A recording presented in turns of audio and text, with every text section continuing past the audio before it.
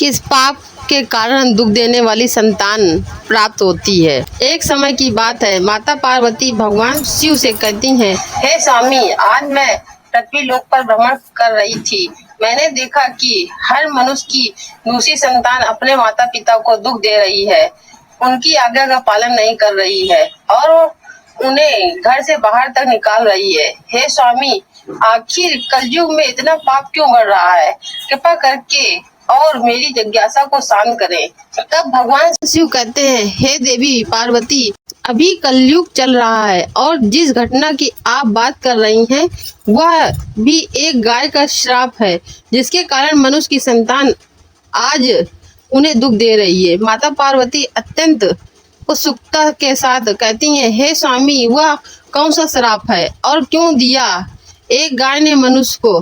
तब भगवान शिव कहते हैं, हे देवी पार्वती, आज मैं आपकी सारी शंका को दूर करता हूँ, किंतु आपको इस कथा को पूरा ध्यान से सुनना होगा और मनुष्य जाति के कल्याण हेतु इसका प्रसार भी करना होगा।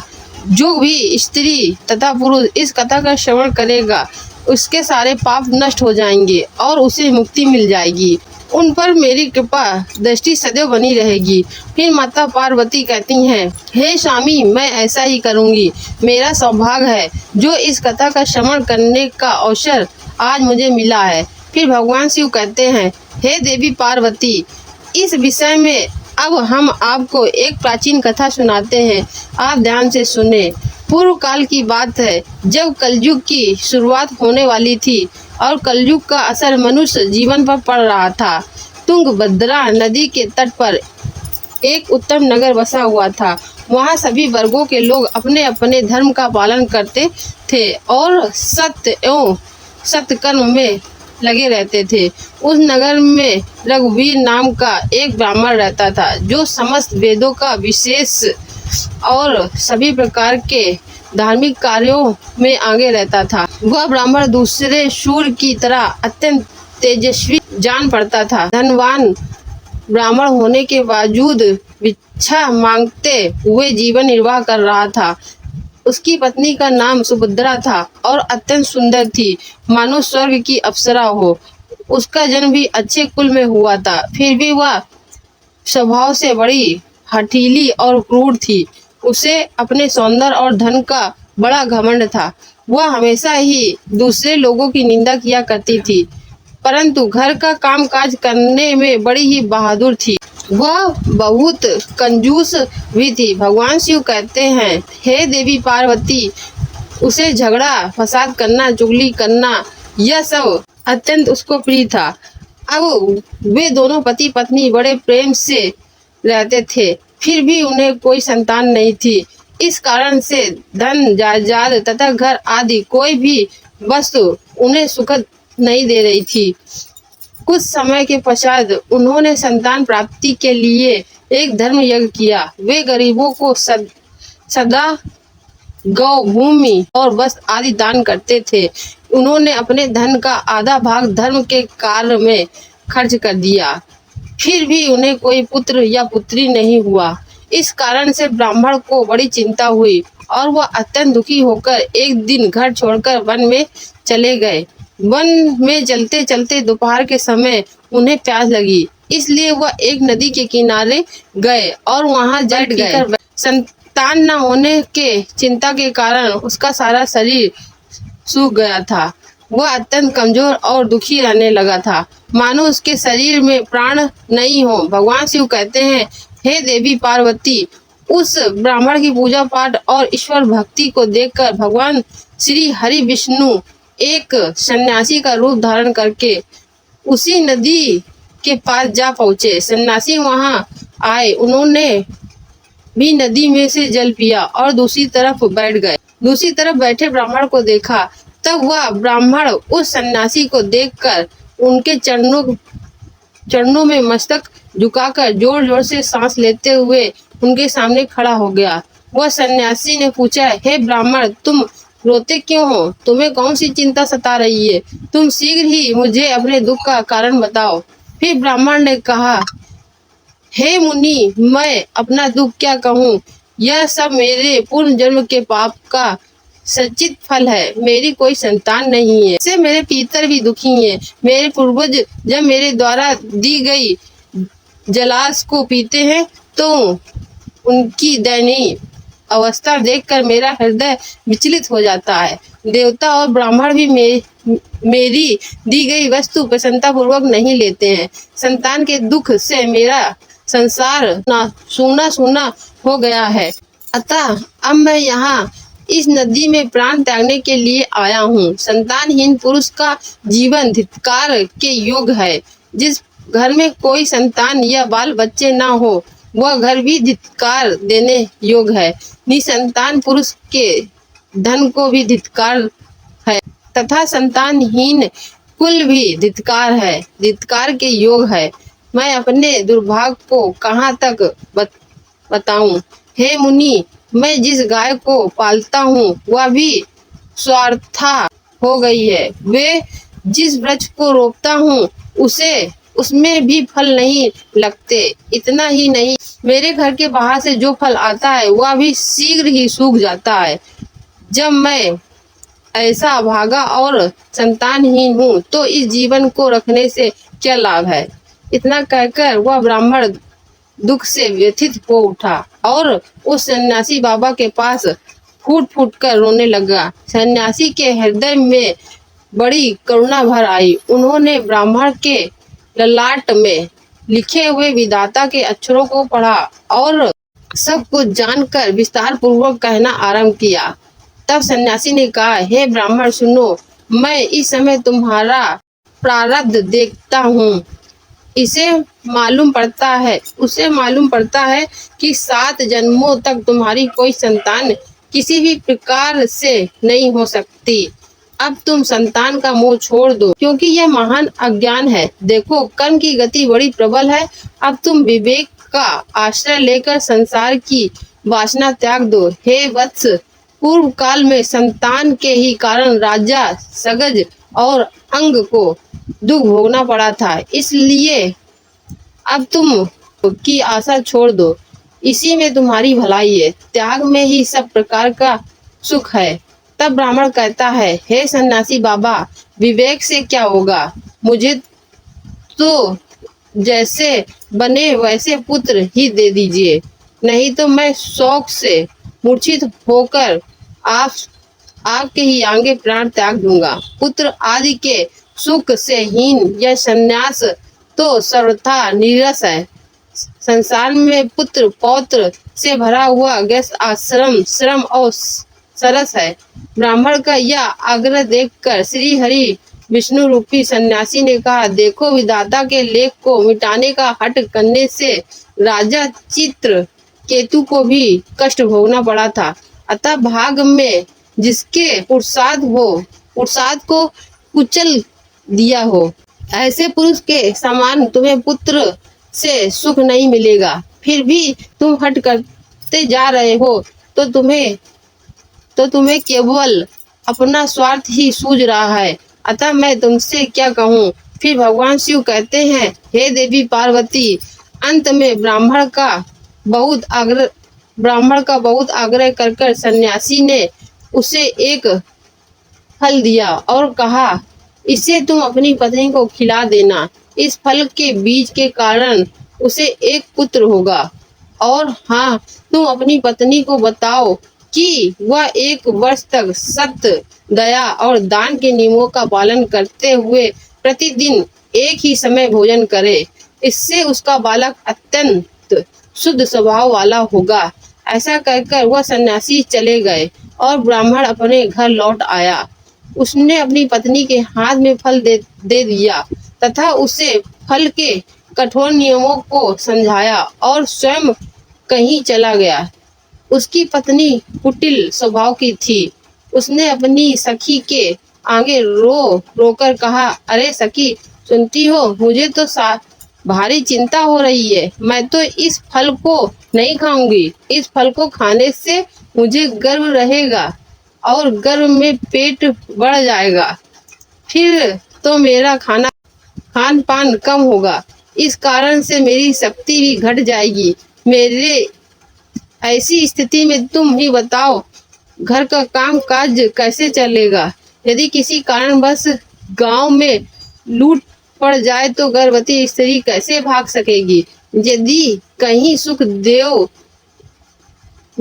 सुखदेव जी की तरह यह गर्भ 12 वर्षों तक मेरे पेट में ही रह गया तो इसे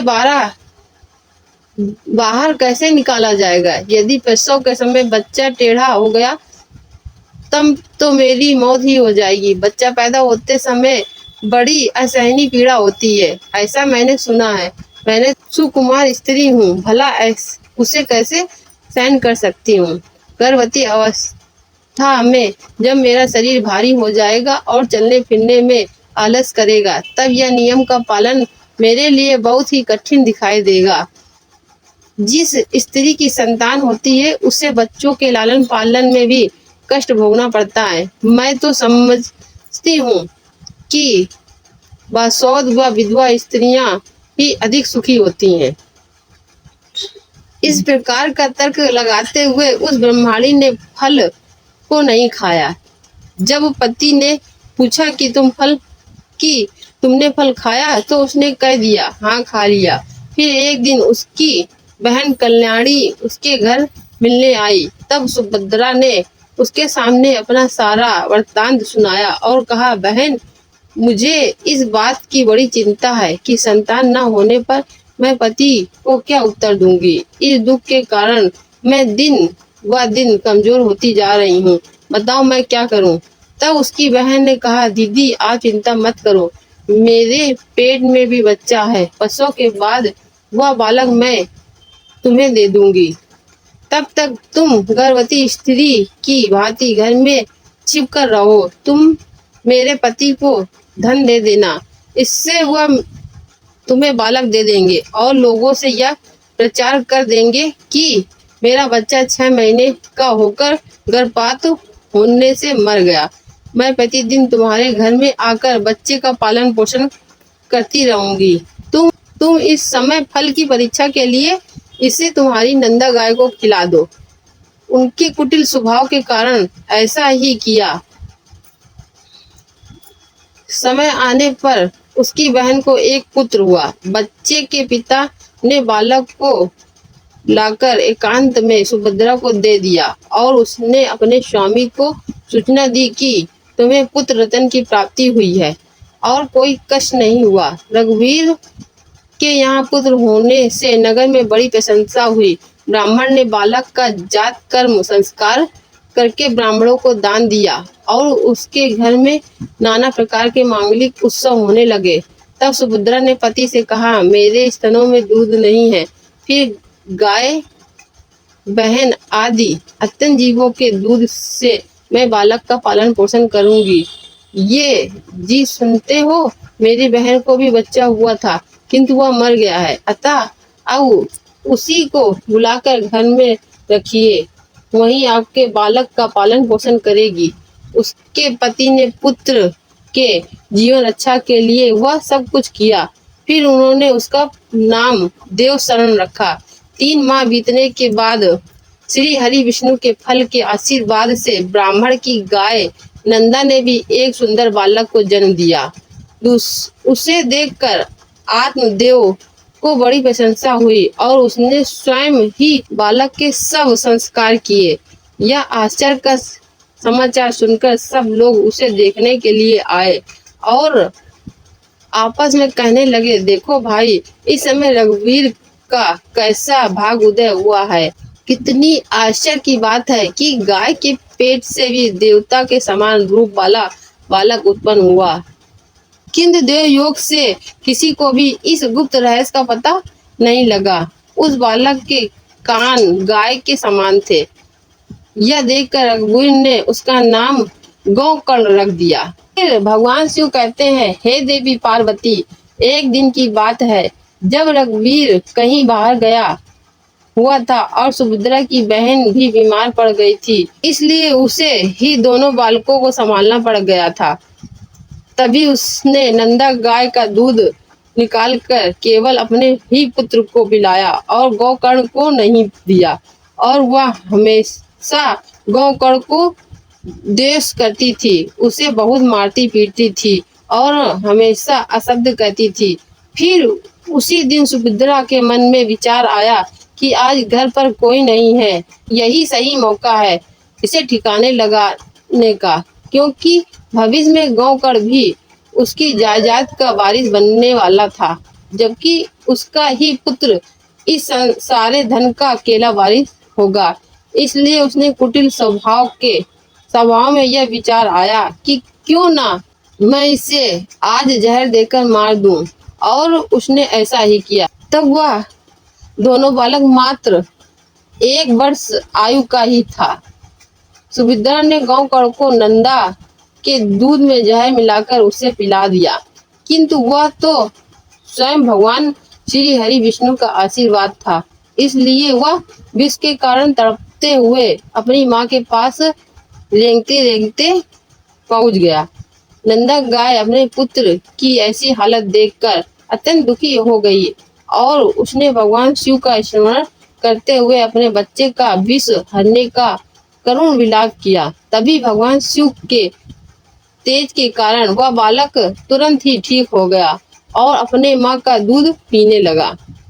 भगवान शिव कहते हैं, हे देवी पार्वती, नंदा अत्यधिक क्रोधित हो गई और उसने सुभद्रा के अपराधों को देखते हुए उसे श्राप दिया और कहा, हे ईश्वर, यदि मैं सत्यवादी हूँ तो इस संसार को साक्षी मानते हुए समस्त स्त्री जाति को यह श्राप देती हूँ कि यदि कोई भी स्त्री अपने या पराये पुत्रों में भेदभाव रखेगी या दूसरों के बच्चों को पीड़ा देगी तो उनके भी पुत्र उन्हें जीवन भर पीड़ा देंगे और उन्हें कष्ट देंगे। जब उन्हें सहारे की अत्यधिक आवश्यकता होगी तभी वे उनका साथ छोड़कर चले जाएंगे। यह मेरा श्राप है। कुछ काल व्यतीत होने पर वे दोनों बालक जवान हो गए। गौकर्ण तो पंडित और ज्ञानी हुआ, किंतु देवशरण महादुष्ट निकला। वह तो अन्न का सेवन करता और क्रोध से भरा रहता था। जीवों की हिंसा करने का उसका स्वभाव हो गया था। वह हमेशा हथियार लिए रहता और दीन दुखियों तथा अंधों को कष्ट पहुंचाया करता था। एक दिन तो माता पिता को खूब पीटकर वह घर के सारे बर्तन उठा ले गया। इस प्रकार धनहीन हो जाने के कारण बेचारा बाप फूट फूट कर रोने लगा और बोला, इस प्रकार पुत्रवान बनने से तो पुत्रहीन रहना ही अच्छा है। वो पुत्र बड़ा ही दुखदाई होता है। अब मैं कहाँ रहूं, कहाँ जाऊं, मेरा दुख दूर करेगा कौन? मुझ पर बड़ा भारी कष्ट आ पहुंचा है। अब तो मैं इस दुख से अपना प्राण ही त्याग दूंगा। भगवान शिव कहते हैं, हे देवी पार्वती, इस समय सत्यवान गौकर्ण वहां आए और वैराग का महत्व बताते हुए अपने पिता को समझाने लगे। पिताजी, इस संसार में कुछ भी सार नहीं है, दुख ही उसका स्वरूप है। यह जीवों को मोह में डालने वाला है। भला यहाँ कौन किसका पुत्र है और कौन किसका धन है? जो इनमें आसक्त होता है उसे ही रात दिन जलना पड़ता है। इंद्र अथवा चक्रवर्ती राजाओं को भी कोई दुख नहीं है, सुख तो इंद्र या चक्रवर्ती राजाओं को भी कोई सुख नहीं है। सुख तो बस एकांतवासी वैराग्यवान मुनि को ही है। संतान के प्रति आपकी ममता महान अज्ञान है, इसलिए छोड़िए, क्योंकि मोह में फंसने से मनुष्य को नरक में ही जाना पड़ता है। औरों की बात ही क्या है, आपका यह प्रिय शरीर भी एक न एक दिन नष्ट हो जाएगा, आपको छोड़कर चला जाएगा। इसलिए आप अभी से सब कुछ छोड़कर वन में चले जाएं। गौकर्ण की बात सुनकर उनके पिता रघुवीर वन में जाने के लिए मान गए और बोले, हे पुत्र, मुझे वन में रहकर क्या करना चाहिए, यह विस्तार पूर्वक बताओ। मैं दुखी आत्मा हूँ। अब तक कर्म और स्नेह के बंधन में बंधकर मैं अपंग की भांति इस ग्रह रूपी अंधेरे कुएं में ही पड़ा हुआ हूँ। हे पुत्र, तुम निश्चय ही मेरा उद्धार करोगे। तब गौकर्ण ने कहा, पिताजी, हड्डी, मांस और रक्त के पिंड रूप इस शरीर में अपनेपन का अभिमान छोड़ दीजिए और श्री पुत्र आदि में भी यह मेरे हैं। इस अभाव को सदा के लिए त्याग दीजिए। इस संसार को निरंतर क्षण भंगुर देखिए। एकमात्र वैराग रस के होकर भगवान के भजन में लग जाइए। सदा ही भगवत भजन रूप दिव्य धर्म का आश्रय लीजिए। काम भाव के लिए काम भाव से किए जाने वाले लौकिक धर्म को छोड़िए। साधु पुरुषों की सेवा कीजिए। भोगों की इच्छा को त्याग दीजिए और दूसरों के गुण दोषों का विचार करना छोड़कर निरंतर भगवत सेवा एवं भगवत कथा के रस का पान कीजिए।